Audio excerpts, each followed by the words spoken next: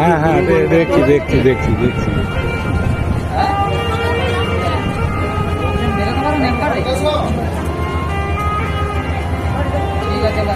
Pakora, chicken pakora, chicken pakora.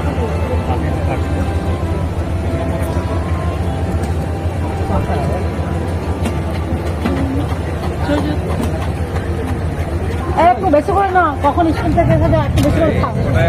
আবার রাত্রিবেলা তো খাবারটা আছে না, ওইটা তো পরে, এটা খেতে হবে আগে।